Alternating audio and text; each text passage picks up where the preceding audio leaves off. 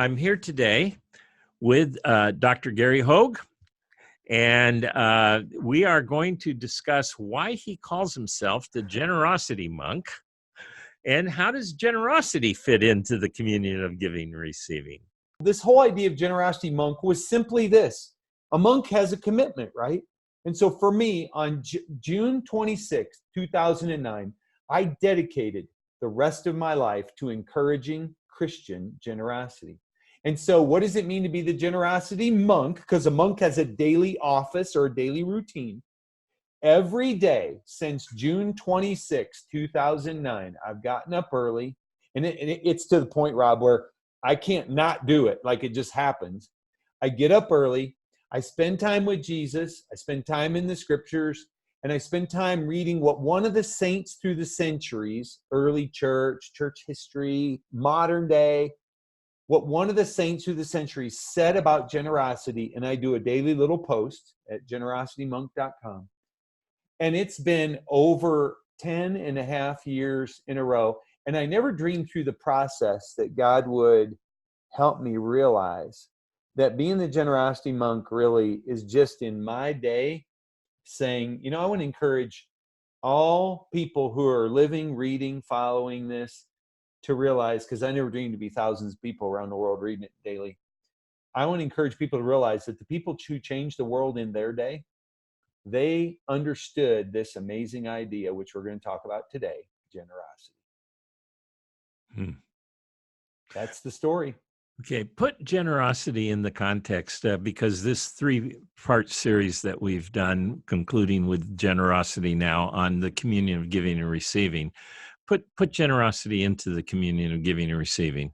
Sure. So if I put my PhD hat on, my biblical scholar hat, the Greek word agathosune, which is translated generosity, appears in one of the most famous verses, which illustrates the communion of giving and receiving, and that is, the fruit of the Spirit is love, joy, peace, patience, kindness.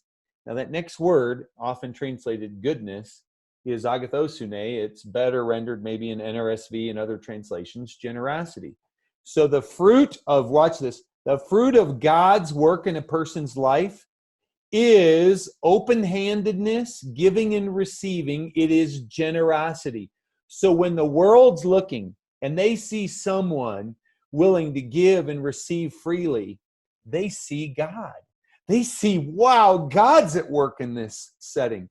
So generosity is an outward reflection that God's at work in a community. So in the context of your beautiful idea, which I love, Rob, I love the communion of giving and receiving, because when we realize this is what God made us to do, He made us to be people who give and receive.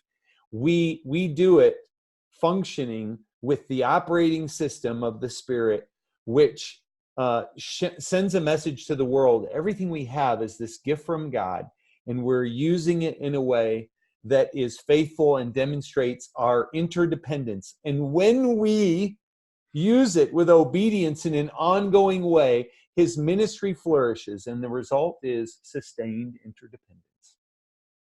And we will define that in a future program. I'm sure you will.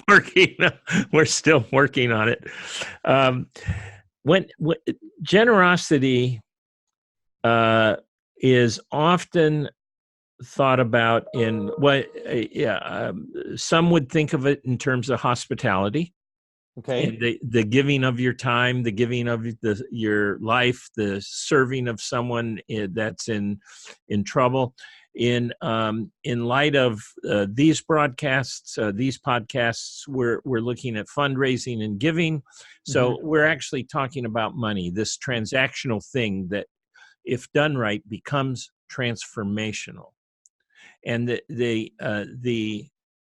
for me, generosity started in a very unusual way, because I became a Christian at a late age. I was 33. I mean, late for most people. Statistically, it's the older a population gets, the less you see people converting to Christ. And I found the Lord in a dramatic way in my life, dramatic to me, when I was 33, and I was soon working in the kingdom. I mean, every job I've had since that day has been on the tithing of others in one form or another.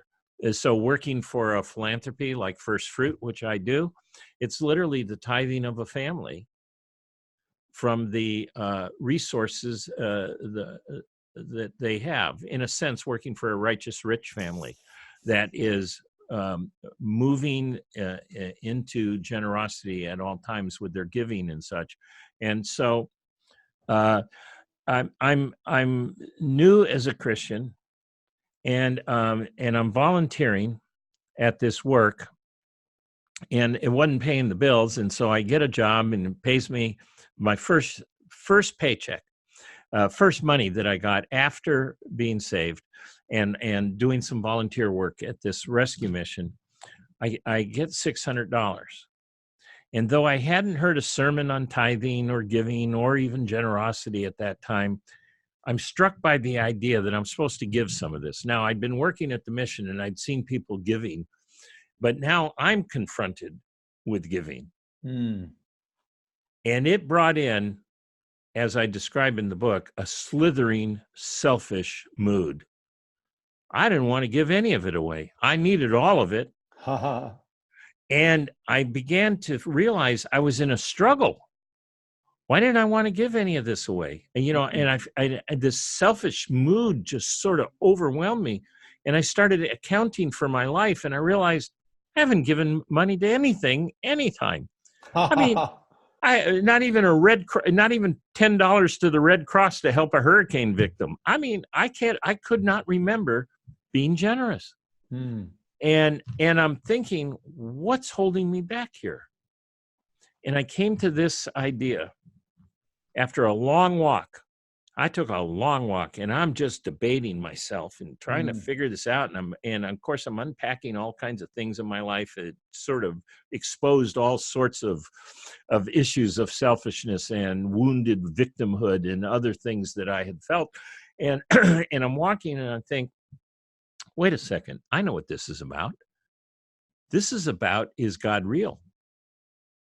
That's exactly what it's about, Rob. And I go, wow.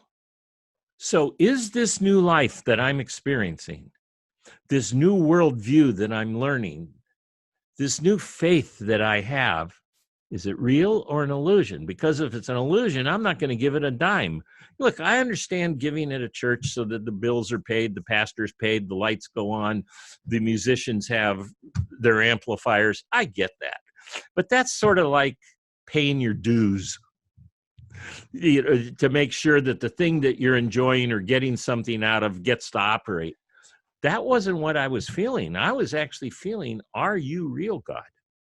Wow. And if you're not, what the heck am I doing giving money to this? So can I share a similar story? Let me just finish, Gary. Okay. Because I want to hear your story. At that moment, I decided, you're real. Not only are you real, you're the deepest reality of my life. And I gave that day. And I've also, and have since, like all the brothers and sisters, most of the brothers and sisters that I know. I mean, and what I realized is, I think that was the day I became a disciple. Wow. So this goes deep for me. So generosity and discipleship are completely linked. You know, my story is a similar, it's a similar conversion experience, if I use that word. So picture it's 2006. I know a fair bit about what the Bible teaches on the handling of money. So I got asked to be one of the reviewers of the Stewardship Study Bible, the content reviewers. You ever wonder who helps with the study Bible? It's this person whose name is this big in the front of the Bible, and they get paid like $1,000 stipend to do like 2.5 years of work, right? But I was really convicted so you're doing the notes for the Bible, and I'm only responsible for the New Testament, and I'm only in Matthew chapter 6, and I read, "Do not store up treasures on earth, store them up in heaven." And I went to my wife and I just said, "I don't know if I can do this." And she's like, "What do you mean?" And I said, as I unpacked the teachings of Jesus, I was working on a PhD, I was working on these study notes. I said, I have strategically ignored, as if these passages don't apply to me, like I've ignored them. And I said, I don't think Jesus is trying to rob us. I think he's trying to help us take hold of life, which is generosity. And so I went to my wife and I said, I think all this wealth we've stored up on earth, following an earthly construct, we need to give it away. My wife's like, who lives this way? Right? It took, by the way, marriages, if you're married listening to this, marriages are not like two people skipping blissfully through a field, always in tandem on every decision, especially when it comes to things like generosity. Sometimes you or your spouse are way ahead of one another. And I said, honey, just pray about it. It took her 6 months. She's like, you're right. We're totally ignoring Jesus and we're not like generous. We actually went to a website. Listeners, go to this website, www.globalrichlist.com, globalrichlist.com. And when you type in your income and you compare your income to the other 7+ billion people in the world, you start realizing, and this is what my conviction was, Rob. I realized, yeah, maybe I tithe, but I'm not generous. Like the Old Testament law was this obligation. I was like tithing 1/10 and treating the other 90% like it was mine. And I looked just like the religious leaders. And it's humbling to admit I was a prideful lover of money, just like the religious leaders in the Bible. And it wasn't until I realized God blessed me to be a blessing. And for me, that conversion was when we let go. And when we let go, that's when all heaven broke loose. We realized, we're not a container, we're a conduit. And so generosity is when a person comes to grips with, just like you did on that day when you started to give, you start realizing I'm not just the end user of all that I'm blessed with materially, spiritually, even knowledge or insight. I'm here to be a blessing to others. That's generosity. Yeah. Wow. Beautiful. Thank you, Gary. Thank you for your wisdom in this. And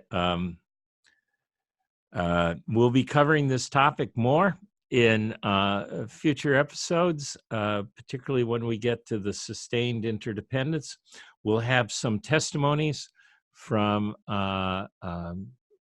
people who have started philanthropies and what helped them get this going in their life and how they view generosity. We'll be looking at philanthropic trends of generosity for those of you that are fundraising and want to know how to encourage generosity authentically, not just for the purposes of your mission, but as the pastoral function in fundraising to help people be all they can be before God. And to be those sustaining pillars of the things that God has shown them to help, and how that can strengthen them even as they deplete resources for someone else, and how they can give. We look at the story of the widow. It's one of my favorite stories because there's the spirit of generosity, and then there's the act of generosity.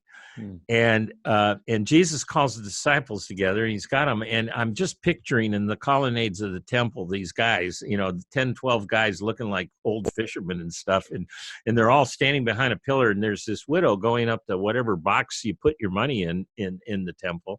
And she's got a couple of pennies. And Jesus said, look at that. Look at that woman. That's everything she's got. And she's giving it to the temple for God.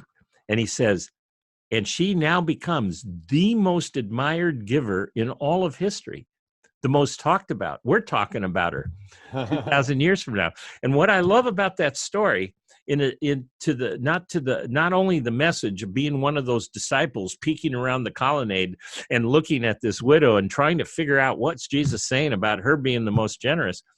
we don't see a picture of Jesus running up to her as her money is about to trickle out of her hands into that box and go, no, no, darling, your desire to give is enough.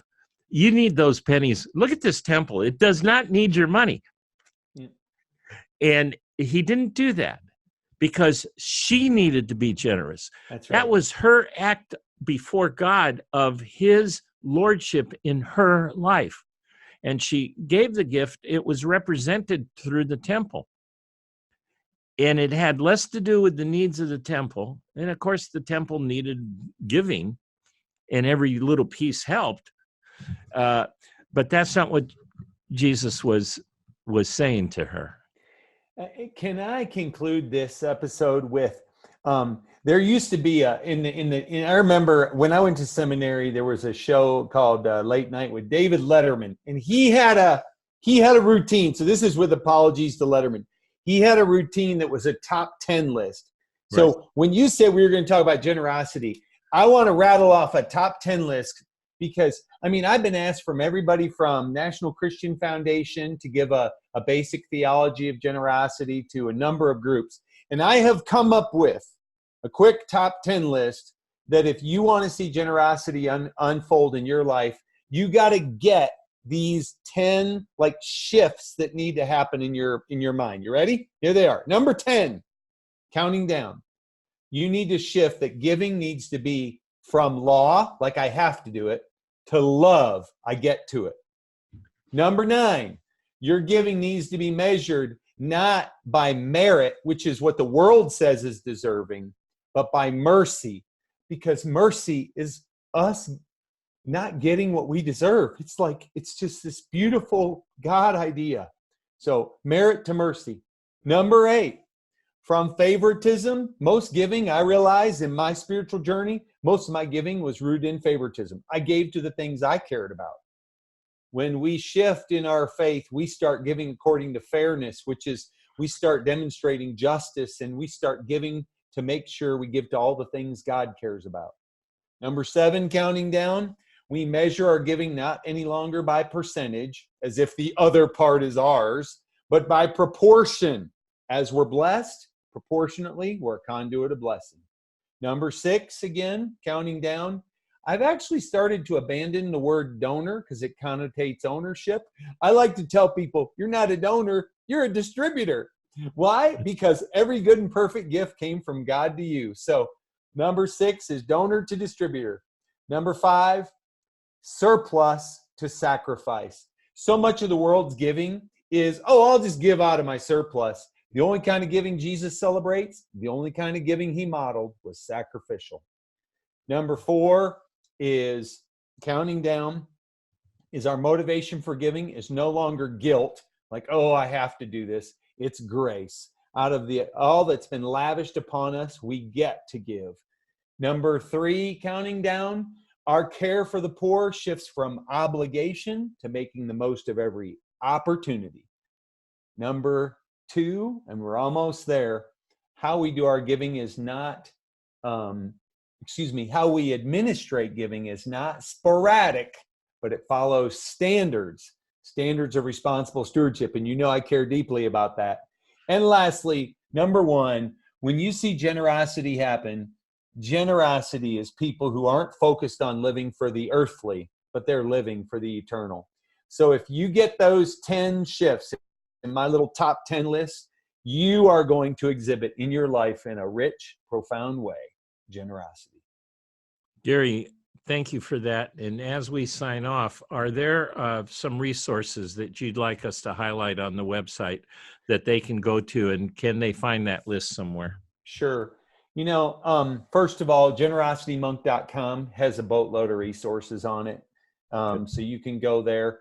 And there are links to articles such as 4 fundamental shifts, which is 4 of those 10 shifts I just mentioned. This little theology of 10 things is something I just came up with for NCF, as I told you. So I don't even know if it's on their website yet. Okay. But bottom line is it was on this podcast. Right. And the Stewardship Bible is also available. And we will send a link. There will be links on the website for that as well. Gary, thank you. Thank you for your time. Thank you for your inspiration. Look forward to the next time we're on the air together. Thanks so much.